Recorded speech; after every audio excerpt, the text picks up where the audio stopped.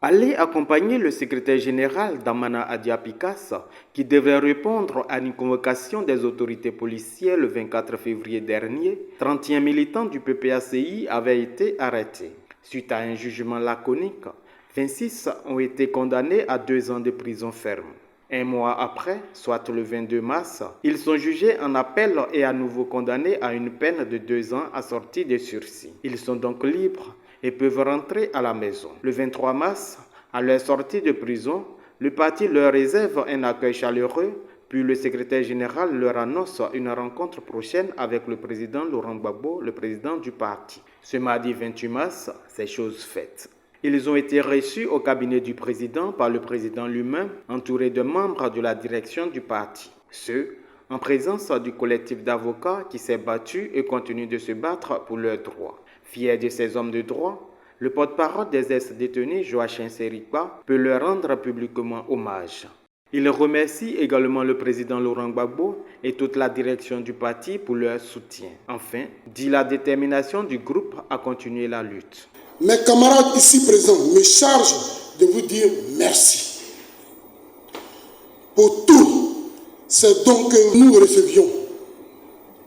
Nous avions appris par le biais de nos parents et camarades de lutte qui parvenaient après tant de difficultés à nous rendre visite que vous aviez instruit le secrétaire général, le camarade Damana Pikas, de mettre sur pied un comité de crise dirigé par le camarade, le secrétaire général adjoint, Patrice Kouté, qui est malade, pour qui nous prions, pour qu'il nous revienne bientôt.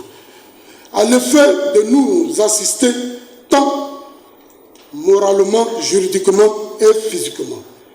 Excellence, Monsieur le Président, c'est le lieu pour nous de rendre un hommage mérité en votre présence à nos valeureux avocats.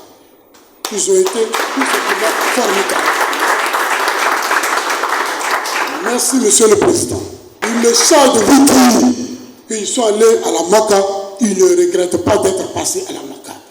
Ils sont plus que jamais déterminés pour vous accompagner. Ils attendent des instructions pour mener le combat de la souveraineté de la Côte d'Ivoire. Quant aux avocats, ils sont revenus sur le film d'un procès atypique qui n'honore pas la justice ivoirienne. 27 militants qui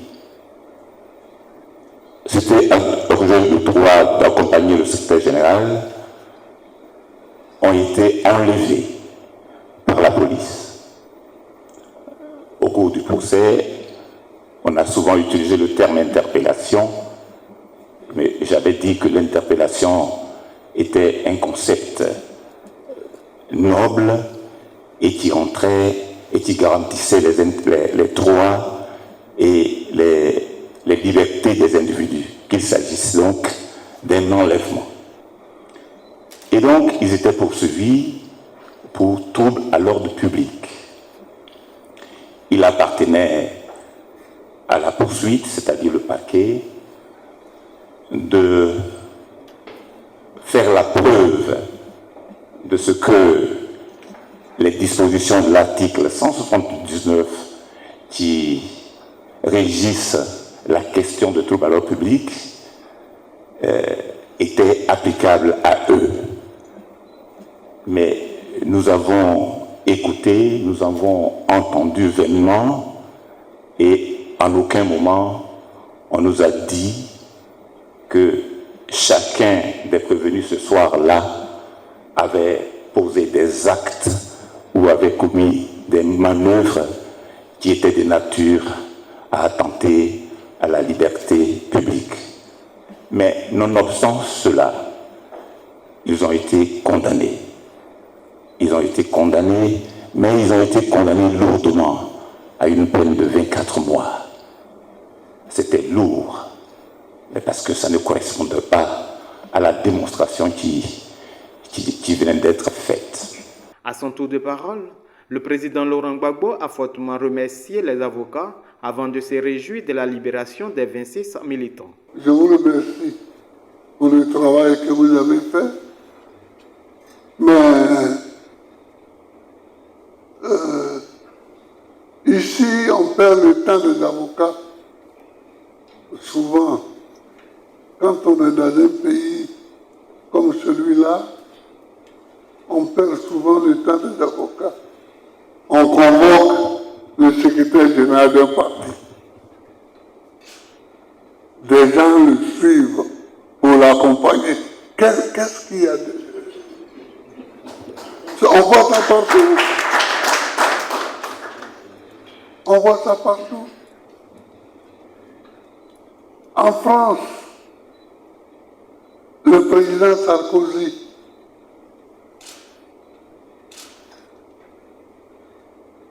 il est tout le temps devant les tribunaux. Et pour des faits graves, pour des faits de corruption. Mais chaque fois qu'il va au tribunal, il n'a jamais été seul. Il est suivi, il est accompagné.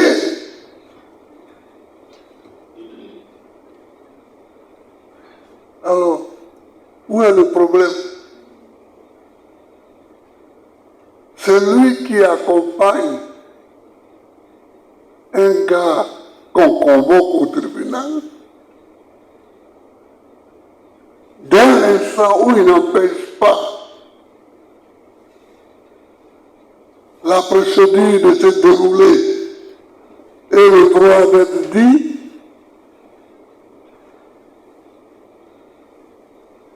la justice n'a pas affaire à lui. Et lui n'a pas affaire à la justice. Mais nous sommes en Côte d'Ivoire. Nous sommes dans le tiers-monde. Hélas, nous sommes dans les contrées où le droit est spécial. Où le droit est spécial. Donc, les avocats, je vous remercie pour votre courage et pour votre ténacité. Bien. Quant à vous, les 26, c'est comme ça qu'on apprend à connaître son pays.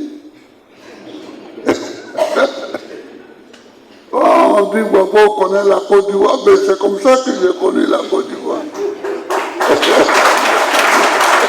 Un leader expérimenté de la lutte émancipatrice, le président Laurent Gbagbo a prodigué de sages conseils aux ex-pensionnaires de la MACA. On arrête des camarades, il y a des postures que nous avons, il y a des actes que nous posons, il y a des attitudes que nous avons fait tout ce que nous pouvons, mais il y en a pour qui nous faisons la même chose, et ils sont encore là-bas. Depuis avant vous, et ils sont encore là-bas, même après vous. Donc, on ne peut pas savoir tout ça. Mais je suis content de vous voir au dehors. Que Dieu vous garde. Que Dieu vous garde. Reprenez votre place dans la lutte. Reprenez votre place dans le militantisme. Voilà. Parce que l'objectif de ceux qui vous arrêtent comme ça, c'est de vous décourager de militer. Bon, si vous voulez leur donner raison, ça c'est à vous, ça vous regarde. Si vous voulez continuer ce qui est dans votre cœur, c'est-à-dire la transformation de la Côte d'Ivoire, ça aussi, ça vous regarde. Mais moi, je suis heureux de vous voir dehors et je souhaite que vous continuiez de militer. Dieu vous garde. Le chemin pour la liberté est long et parfois semé d'embûches, mais la détermination et la dignité sont le moteur pour y arriver. Ces vertus, nos camarades les ont réaffirmées en face des leaders charismatiques. Alors, la lutte continue.